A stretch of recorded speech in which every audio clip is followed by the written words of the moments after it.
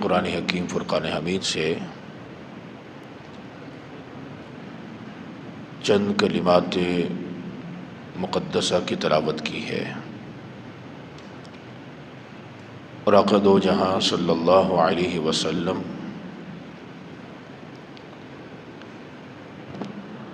پر درود و سلام پڑھا ہے۔ اللہ تعالیٰ نے قرآن حکیم میں ہر طرح کے مسئلے کے بارے میں رہنمائی دی ہے۔ پچھلے جمعہ آپ حضرات سے بات ہوئی تھی کہ سورہ تحریم میں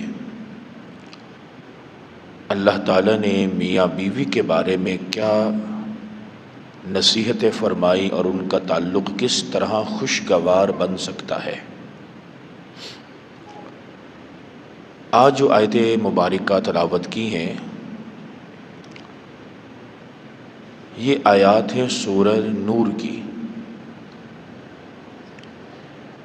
اور سورۃ النور جو ہے کہ جس کے بارے میں ہمارے پیارے نبی صلی اللہ علیہ وآلہ وسلم نے فرمایا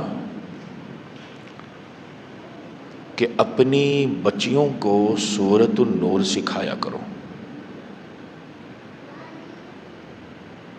ایک حدیث میں فرمایا کہ مردوں کو سورہ مائدہ سکھاؤ اور عورتوں کو سورۃ النور سکھاؤ، یہ حدیث ہے۔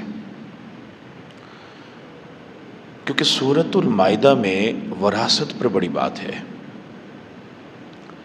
اور جب ایک انسان دنیا سے جاتا ہے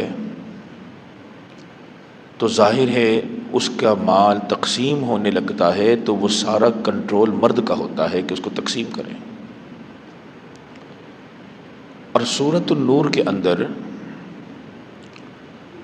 جو بنیادی بات ہے وہ ہے معاشرتی تعلیمات اور پردہ۔ اب سورۃ النور اپنی بچیوں کو، عورتوں کو سکھاؤ، اس کا یہ مطلب نہیں کہ یہ بس ان کے لیے بن گئی، بلکہ مطلب یہ ہے کہ اس کو خود بھی سیکھو اور اپنی بچیوں کو بھی سکھاؤ۔ اب ظاہر ہے ہم جب خود نہیں سیکھیں گے تو کسی کو کیا سکھائیں گے۔ سورہ نور میں زنا کے بارے میں حد کا ذکر ہے۔ اللہ تعالیٰ نے فرمایا کہ الزانیۃ والزانی فاجلدوا کل واحد منہما 100 جلدہ۔ یہ ایک حد ہے جس کا ذکر شروع میں ہے، اور بھی حدود کا ذکر ہے جو اس سورہ کے اندر موجود ہیں۔ فرمایا کہ زنا کرنے والی عورت اور زنا کرنے والے مرد کو کوڑے مارو، اور یہ کوڑے کتنے ہوں؟ 100 جلدہ، 100 کوڑا ہو۔ اب یہ سمجھیے کہ یہ کیا سزا ہے اور اس کی حکمت کیا ہے، اور دین اس کے بارے میں ہمیں مکمل کیا گائیڈ کرتا ہے، یہ سزا دینی کیسے ہے۔ زنا یہ ایک ایسا قبیح گناہ ہے، برا گناہ ہے کہ آپ دیکھیں قرآن کریم میں اور بھی گناہوں کا ذکر ہے۔ سود کا ذکر آیا تو رب کائنات نے صرف ایک لفظ فرمایا کہ حرم الربا، سود حرام، بس بات ختم۔ شراب کا ذکر آیا تو اللہ نے فرمایا اجتنبو، بچو، پتہ لگ گیا بھئی شراب حرام، بات ختم۔ پوری قرآن میں ایک بار اللہ نے واضح طور پر سود کے بارے میں فرمایا حرم الربا، ایک بار فرمایا اجتنبو، شراب کے بارے میں حرام، یعنی اللہ ایک بار بھی اشارتاً فرما دے حرام ہو جاتا ہے۔ لیکن کچھ گناہ ایسے ہیں کہ جن کے بارے میں ایک مختلف انداز اللہ نے بیان کیا، اور وہ لفظ کیا ہے کہ وَلَا تَقْرَبُوا، کہ تم قریب بھی مت جاؤ۔ یہ نہیں کہا کہ تم مت کرو، نہیں، تم قریب بھی مت جاؤ۔ اب اس کو مطلب آپ سمجھیں تو کس طرح سمجھیں؟ یعنی اس کا مطلب کیا ہے کہ تم سوچو بھی نہ، کرنا تو دور کی بات ہے، تم نے سوچنا بھی نہیں ہے۔ اب اس میں ایک گناہ ہے کہ وَلَا تَقْرَبُوا مَالَ الْيَتِيمِ، سورہ انعام میں اللہ نے فرمایا کہ تم یتیم کے مال کے قریب مت جاؤ۔ کیا مطلب ہوا کہ تم یہ سوچو بھی نہیں کہ تم یتیم کا مال کھاؤ، یہ سوچنا بھی نہیں ہے۔ اور دو مقامات ایسے ہیں جہاں اللہ تعالیٰ نے اشارتاً اور وضاحتاً زنا کے بارے میں فرمایا۔ ایک تو وضاحتاً فرمایا وَلَا تَقْرَبُوا الزِّنَا، زنا کے قریب بھی مت جاؤ، اور اشارتاً فرمایا وَلَا تَقْرَبُوا الْفَوَاحِشِ، بے حیائی کے کاموں کے قریب بھی مت جاؤ۔ تو دو بار اللہ نے زنا پر بات کی کہ لا تقربو، اس کا سوچنا بھی نہیں۔ اور اسی لیے دین اسلام کہتا ہے کہ اگر کسی سے یہ گناہ سرزد ہو گیا تو اب اس میں دو سزائیں ہیں۔ ایک تو سزا ہے اگر غیر شادی شدہ اس کے لیے، جو ابھی قرآن کی آیت ہے جو ابھی تلاوت کی، اور ایک سزا ہے جو شادی شدہ ہے اس کے لیے، جو حدیث میں نہ صرف حکم ہے بلکہ ہمارے نبی نے اس سزا کو جاری بھی فرمایا اپنے زمانے میں۔ الزانیۃ والزانی فاجلدوا کل واحد منہما مئۃ جلدہ، زنا کرنے والی عورت کو، زنا کرنے والے مرد کو تم 100 کوڑے مارو، یہ ہے غیر شادی شدہ۔ قرآن کریم کو اگر آپ نے سمجھنا ہے نا تو پھر آپ الفاظ کو ذرا سمجھے، بڑا علم عطا ہوتا ہے، اللہ بڑا علم عطا کرتا ہے۔ علماء نے ایک بڑا نکتہ لکھا ہے۔ اب یہ جو حدیث ہے نا کہ اپنی بچیوں کو سورہ نور سکھاؤ، یہ کیا وجہ ہے؟ چور کے بارے میں سورہ مائدہ کے اندر آیت آتی ہے السارق والسارقۃ فاقطعوا ایدیہما، چوری کرنے والے مرد کو اور چوری کرنے والی عورت کو اس کے ہاتھ کاٹ دو۔ اچھا وہاں ترتیب کیا ہے کہ وہاں پہلے ہے چوری کرنے والا مرد، پھر اللہ نے کہا چوری کرنے والی عورت۔ اچھا مرد کا ذکر وہاں پہلے ہے اور عورت کا ذکر بعد میں۔ زنا کے اندر جب اللہ نے آیت بیان کی تو یہاں فرمایا الزانیۃ والزانی، زنا کرنے والی عورت اور زنا کرنے والے مرد، یہاں عورت پہلے مرد کا ذکر بعد میں۔ علماء مفسرین نے نکتہ لکھا ہے کہ وجہ یہ ہے کہ چوری کرنے کے معاملے میں زیادہ جو پلاننگ ہوتی ہے وہ مرد کی ہوتی ہے، اس لیے کہا پہلے اس کو پکڑو پھر عورت کو بھی پکڑو۔ لیکن زنا کے معاملے میں زیادہ جو پلاننگ ہوتی ہے یا زیادہ آپ کہہ لیں کہ ایکسیپٹنس ہوتی ہے وہ عورت کی طرف سے ہوتی ہے۔ اگر لڑکی راضی نہیں ہوگی تو زنا نہیں ہوگا، اگر وہ راضی نہیں ہوئی اور اس کو ریپ کر دیا گیا۔ اب ریپ کی سزا الگ ہے جو سورہ مائدہ کے اندر ایک اور جگہ پر آ رہی ہے کہ کوئی کسی کا ریپ کر دے گا تو اس میں اسلام کا قانون یہ ہے کہ جس بچی کا ریپ ہوگا اس پر کوئی سزا نہیں ہوگی، سزا اس پر ہوگی جس نے ریپ کیا۔ لیکن یہاں پر اگر دونوں راضی ہیں تو اس میں مطلب یہ ہوا کہ جب لڑکی کی طرف سے ہاں ہوگی تو پھر ہی زنا ہوگا، مطلب لڑکی نہ انکار کر دے تو بچیوں کو سورہ نور سکھاؤ، اس کا مطلب کہ ان کی تربیت پہلے اچھی کر لو، اب ان کو 100 کوڑے مارو۔ یہ تو ہے غیر شادی شدہ۔ اب جو شادی شدہ ہے اس کے بارے میں ہمارے پیارے نبی صلی اللہ علیہ وسلم نے خود فرمایا بھی اور عمل بھی فرمایا کہ اگر شادی شدہ بدکار ہوگا دونوں یا دونوں میں سے کوئی ایک، فرمایا اس کو پکڑو، اور اگر مرد ہے تو اس کو کسی ستون کے ساتھ باندھو، رسیوں سے باندھ لو، اور تم سارے ارد گرد کھڑے ہو جاؤ اور اپنے ہاتھ میں پتھر پکڑ لو، اور پتھر پکڑ کر اب اس مرد کو پتھر مارنا شروع کر دو، مارتے جاؤ یہاں تک کہ وہ مر جائے۔ اس کو کہتے ہیں رجم، سنگسار۔ اگر عورت ہے تو عورت کو گردن تک زمین میں دفن کر دو اور گردن کے اوپر والے حصے کو باہر رکھو اور اس پر اس کو پتھر مارو، اتنے مارو وہ مر جائے۔ یہ ہے حد۔ اب یہ حد کیا ہوتی ہے؟ یعنی حد وہ سزا ہوتی ہے جو اللہ نے بیان کر دی، اس کو حد کہتے ہیں۔ اب جن سزاؤں کو اللہ نے بیان نہیں کیا وہ آپ سوسائٹی کے مطابق چلیں، اپنے قانون کے مطابق جو معاشرے میں سزا ہے اسلام کہے گا وہی سزا۔ لیکن اگر یہ والے جرم ہیں جس میں ایک زنا ہے، ایک تہمت ہے، ایک ڈاکہ مارنا ہے، ایک چوری ہے، یہ 4 بڑی سزائیں ہیں کہ جن کی سزائیں اللہ نے خود بیان کی ہیں، ان کو کہتے ہیں حدود۔ حد میں یہ فرق ہوتا ہے کہ حد میں جرم ثابت ہو گیا تو اب اس میں کوئی گنجائش نہیں ہے کہ کمی زیادتی ہو۔ 100 کوڑے ماریں گے وہ 101 نہیں ہوگا، وہ 99 بھی نہیں ہوں گے، وہ پورے 100 ہوں گے۔ کسی کو بھی اختیار نہیں اس میں کوئی کمی بیشی کریں۔ اب دوسری چیز ہے کہ یہ سزا دے گا کون؟ دین اسلام کہتے ہیں، دین اسلام میں یہ بات ہے، یہ سزائیں ہوں گی جوڈیشری لیول پر، عدالتی۔ آپ انڈیویجول یہ سزائیں نہیں دے سکتے۔ مثلا اگر کسی فرد نے چوری کی اور آپ نے اس کو پکڑ لیا، قانون کہ آپ اس کے حوالے کریں گے، آپ خود اس کے ہاتھ نہیں کاٹ سکتے اگر آپ اسلامی ریاست میں رہتے ہیں۔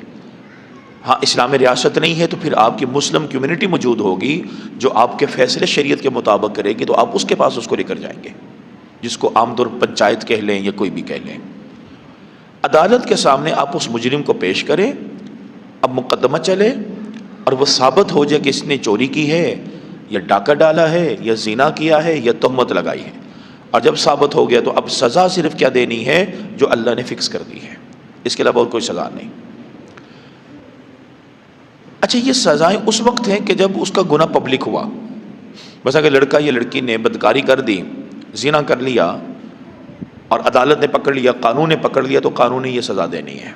ہمارے پاکستانی قوانین میں یہ سزائیں موجود ہیں، اب اپلائی نہیں ہوتی ایک الگ بات ہے، لیکن یہ سزائیں جنرل ضیاء مرحوم نے یہ سزائیں باقاعدہ طور پر قانون کا حصہ بنائی تھیں، اور ایک حدود آرڈیننس جاری ہوا تھا، جس بعد میں قصاص آرڈیننس بھی آیا تھا اور حدود آرڈیننس بھی آیا تھا، کہ جس میں باقاعدہ طور پر یہ سزائیں مینشن کی گئی تھی، پورا طریقہ کار رکھا گیا تھا یہ سزا کیسے دینی ہے۔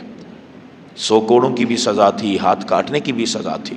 اب یہ آج کل اپلائی نہیں ہوتی، یہ ایک الگ بات ہے کہ اپلائی نہیں ہوتی، یہ کوئی انتظامیہ کی کمزوری کہہ لیں یا وکلا اس میں شک پیدا کر دیتے ہیں، وہ جو بھی بہرحال بات ہے۔ تو دین اسلام نے کہا ہے کہ یہ سزائیں معاشرے میں دی جائیں گی۔ اب سزا کا طریقہ کیا ہوگا؟ اللہ فرماتا ہے کہ وَلَا تَأْخُذْكُمْ بِهِمَا رَأْفَةٌ فِي دِينِ اللَّهِ، اس اللہ کے حکم کو جاری کرنے میں تم کسی قسم کی نرمی دل میں نہیں رکھو گے۔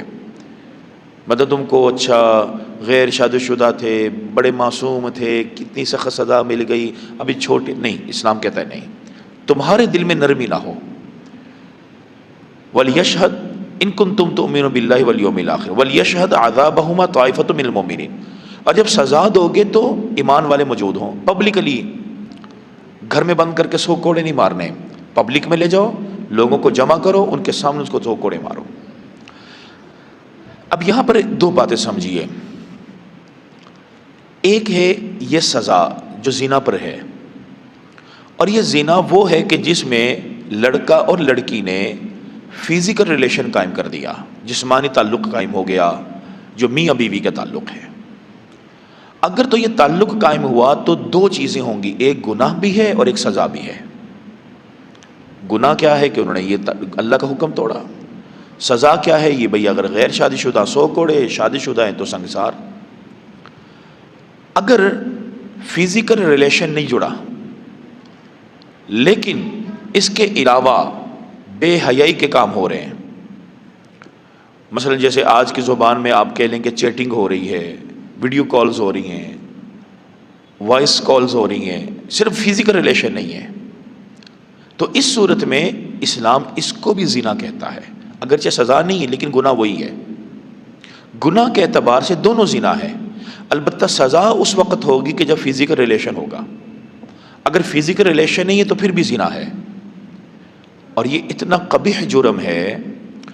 ہمارے پیارے نبی صلی اللہ علیہ وآلہ وسلم نے فرمایا کہ اگر نہ تمہارے ہاتھ میں کیل ٹھونک دیا جائے، کیل میخ، تمہارے ہاتھ میں کیل ٹھونک دیا جائے تو یہ برداشت کر لینا، لیکن یہ برداشت نہ کرنا کہ تمہارے ہاتھ میں کسی غیر محرم کا ہاتھ آ جائے۔ اور یہ زنا ایسی چیز ہے کہ ہمارے پیارے نبی فرماتے ہیں کہ مفہوم حدیث کا ہے کہ آنکھوں کا بھی زنا ہوتا ہے، کانوں کا بھی زنا ہوتا ہے، اب اس کا مطلب کیا ہے؟ بھائی فزیکل ریلیشن تو نہیں جڑا، لیکن اس کے علاوہ سب بے حیائی کے کام ہو رہے ہیں، ولا تقرب الفواحش کو بائی پاس کیا جا رہا ہے، تو اسلام اس کو بھی زنا کہے گا۔ ان دونوں کے گناہ میں تو کوئی فرق نہیں ہے، البتہ فرق یہ ہے کہ سزا صرف اس وقت ملے گی جب فزیکل ریلیشن ہے دونوں گناہ، اور گناہ پر توبہ کرنا فرض ہے۔ اگر توبہ نہ کی، اڈکشن ہو گئی، لت پڑ گئی لڑکا یا لڑکی سے، تو اس کا پھر فیوچر کیا ہے؟ اللہ نے اس کا فیوچر بھی بیان کیا ہے کہ وَالزَّانِيَةُ لَا يَنْكِحُهَا إِلَّا زَانٍ أَوْ مُشْرِكٌ۔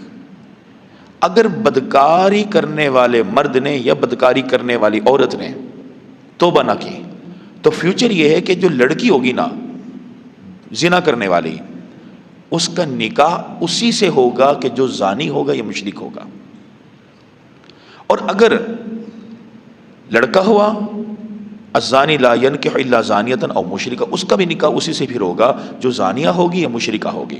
کیوں؟ وحرم ذلک علی المؤمنین، ایمان والوں پر نکاح کے حوالے سے اللہ نے یہ فرما دیا کہ جو زانی اور زانیہ ہیں ان کے نکاح میں ہم نے ایمان والوں پر بندش لگا دی ہے، یہ کبھی بھی ایمان والوں سے نکاح نہیں کر سکتے۔ یہ جیسے نا آج کل ہمارے معاشرے میں ہوتا ہے، لوگ کہتے ہیں جی فلاں کسی نے نا بندش لگا دی، ایک تو دنیا میں ہوتا ہے نا بندش، ایک ہے اللہ کہہ رہے میں بندش لگا رہا ہوں، ان کی بندش لگ چکی ہے کہ اب یہ کبھی بھی ایمان والوں سے نکاح نہیں کر سکتے۔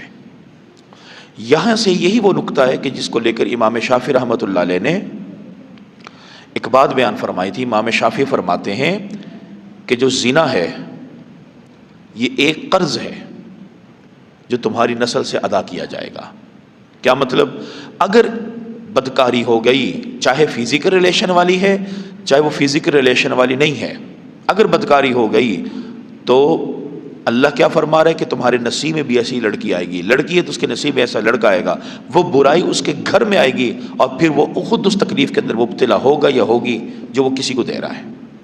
تو دین نے ہمیں پاکیزہ رہنے کا بڑا حکم دیا ہے۔ سورہ مائدہ کے اندر ہی ایک اور جگہ پر اللہ تعالی نے نا امیر بننے کا طریقہ بیان کیا ہے۔ آج کل نا لوگ بعض اوقات کہتے ہیں کہ جی ہم امیر کیسے بنے اور امیر ہم کیسے بن سکتے ہیں۔ اللہ نے فرمایا امیر کا طریقہ کیا ہے؟ اللہ کہتا پہلا طریقہ یہ ہے، اگر غریب ہونا تو وَانكِحُوا الْأَيَامَ مِنكُمْ وَالصَّالِحِينَ مِنْ عِبَادِكُمْ وَإِمَائِكُمْ، کہ جو تمہارے بچے اور بچیاں ہیں نا اور جو شادی کی عمر میں پہنچ چکی ہیں، ان کے لیے رشتہ بھی آ چکا ہے، چاہے تم غریب ہو چاہے اگلا بھی غریب ہے، تم نکاح کر دو ان کے۔ اچھا اب اگلا جملہ ہے اِن یکونوا فقراء، اللہ کہتا ہے اگر وہ غریب ہوں گے نا یغنیہم اللہ من فضلہ، اللہ اپنے فضل کو امیر کر دے گا۔ یہ امیر کا طریقہ ہے، یعنی اس کا مطلب یہ ہوا کہ بھئی شادی کے اندر ٹھیک ہے، جیسے آج کل لوگ دیکھتے ہیں بھئی لڑکا کیا کماتا ہے، ٹھیک ہے دیکھیں اسلام منع نہیں کرتا، لیکن اصل چیز کیا ہے؟ اصل چیز کمانا نہیں ہے، اصل چیز کی دینداری اور اخلاق ہے۔ ہمارے پیارے نبی صلی اللہ علیہ وسلم نے فرمایا اور والدین سے خطاب کیا کہ اگر تمہاری بچی یا بچہ ہے اور اس کی شادی کی عمر ہو چکی ہے اور تمہارے پاس کوئی رشتہ آ گیا ہے اور وہ رشتہ دو طرح سے تم اس پر راضی ہو، دین کے اعتبار سے کہ وہ مسلمان ہے، اخلاق کے اعتبار سے کہ وہ کریکٹر لیس نہیں ہے، تو آقا فرماتے ہیں فَزَوِّجُوهُ، فوراً نکاح کر دو۔ اچھا آقا نے مال کا ذکر نہیں کیا، اس میں دین اور اخلاق۔ پھر حضور اکرم صلی اللہ علیہ وسلم نے ایک آگے پھر کیا بیان فرمایا کہ اگر تم نکاح نہیں کرو گے ان کا تو زمین و آسمان میں بہت بڑا فساد برپا ہو جائے گا، اور آپ دیکھیں آج وہی کچھ ہے۔ تو آقا علیہ الصلوۃ والسلام نے جو فرما دیا وہ کمال ہے۔ ٹھیک ہے مال کو دیکھنا چاہیے لیکن پریفر کیا کریں؟ بھائی دیندار ہے، اخلاق۔ ہمارے پیارے نبی صلی اللہ علیہ وسلم بیٹھے ہوئے تھے تو ان کے نا ایک صحابی تھے، ان کا نام تھا حضرت جلبیب رضی اللہ تعالی عنہ۔ حضرت جلبیب جو تھے یہ بڑے غریب تھے، کمانے کے لیے کچھ نہیں تھا، اصحاب صفہ میں شامل تھے، پورا دن مسجد نبی میں بیٹھے رہتے تھے، حضور کی طرف سے کھانے کچھ آ جاتا کھا لیتے، نہیں آتا بھوکے رہتے۔ یہ چھوٹے موٹے کام کرتے تھے، کبھی حضور کی مسواک بنا دی، کبھی ان کے جوتے سیدھے کر دیے، تہجد کے وقت وضو کروا دیے، چھوٹے موٹے کام۔ ایک بار ہمارے نبی بیٹھے ہوئے تو حضرت جلبیب ساتھ بیٹھے ہوئے تو آپ نے نا یکدم کہا کہ جلبیب کا جی کہ جلبیب تم شادی کیوں نہیں کرتے؟ جلبیب نے کہا حضرت مجھے کون اپنی بیٹی دے گا، میں غریب، میرے پاس کچھ بھی نہیں۔ تھوڑی دیر گزری تو آقا نے پھر کہا جلبیب، کہا جی، کہ تم شادی کیوں نہیں کرتے ہو؟ کہا حضرت میں غریب، مجھے کون کوئی دے گا؟ حضرت جلبیب کہتے ہیں کہ 2 بار جب حضور نے کہا نا تو میرے ذہن میں اگر تیسری بار کہیں گے نا میں کہوں گا کروائیں۔ تو تھوڑی دیر گزری تو حضور نے تیسری بار کہا جلبیب، کہا جی شادی کیوں نہیں کرتے ہو؟ کہا حضرت کروائیں، بندہ حاضر۔ کہا اچھا جاؤ فلاں صحابی کے گھر جاؤ، اسے میرا سلام دو اور اسے کہو اپنی بیٹی کا نکاح تجھ سے کر دے۔ اب حضرت جلبیب بھاگے گئے، وہ صحابی کے گھر گئے، انصاری صحابی تھے، دستک دی، پوچھا بھائی کون ہو؟ کہا میں جلبیب ہوں، مجھے نا حضور نے بھیجا ہے مسجد نبوی سے۔ صحابی بڑے خوش ہوئے کہ حضور نے بھیجا ہے، خیریت؟ کہا وہ آپ کو نا سلام کہہ رہے ہیں۔ وہ صحابی اور خوش ہو گئے، مجھے سلام کہہ رہے ہیں، کہا پیغام بھی ہے۔ کہا جی کیا پیغام ہے؟ کہا پیغام یہ کہ حضور کہتے ہیں آپ اپنی بیٹی کا نکاح مجھ سے کریں۔ اب وہ چپ ہو گئے۔ اب اس زمانے میں نا دیواریں چھوٹی ہوتی تھی تو باہر کوئی آتا آواز اندر آ جاتی تھی، تو اندر ہی اس بیٹی کی والدہ بیٹھی ہوئی تھی۔ تو جب ماں نے سنا کہ ایسے کوئی آیا ہے اور یہ رشتے کی بات کر رہا ہے، تو ماں اس وقت جیسے عام طور پر ہوتا ہے آج کل بھی کہ کون ہے، کہاں سے آیا ہے، کیا کماتا ہے، اس کے آگے پیچھے کون ہے، تو ساتھ ہی نا بیٹی کھڑی تھی۔ تو بیٹی نے اپنے والد کو بلایا، کہا ابا جان بات یہ ہے، یہ نہ دیکھیں یہ کون ہے، یہ دیکھیں بھیجا کس نے ہے، مجھے منظور ہے۔ تو باپ نے کہا بیٹا تجھے منظور ہے، تو پھر بات ختم۔ اب وہاں سے چلے گئے، مسجد نبی میں آ گئے، آقا بیٹھے ہوئے تھے۔ حدیث میں آتا ہے کہ جب وہ بیٹی اندر داخل ہوئی تو حضور بڑے خوش ہوئے کہ اس بچی نے میری بات کی لاج رکھی۔ اور علماء فرماتے ہیں کہ وہ جو لڑکی تھی وہ انتہائی غریب تھی، جلبیب بھی غریب تھے، لڑکی بھی غریب ہے۔ پھر دونوں جب بیٹھے تو حضور نے صحابہ کو بلایا اور آقا علیہ الصلوۃ والسلام نے خود نکاح پڑھا، اور نکاح پڑھ کر ہاتھ اٹھا کر دعائیں دیں، اور ان دعاؤں میں ایک دعا یہ تھی کہ اللہ ان پر اپنے خزانے کھول دے۔ حدیث میں آتا ہے کہ تھوڑا عرصہ گزرا، مدینہ منورہ میں سب سے زیادہ صدقہ دینے والوں میں سے شمار اس گھر کا ہوتا تھا۔ اللہ نے اتنا نوازا، اتنا نوازا، مدینہ میں مشہور تھا صدقہ دینے والا گھر۔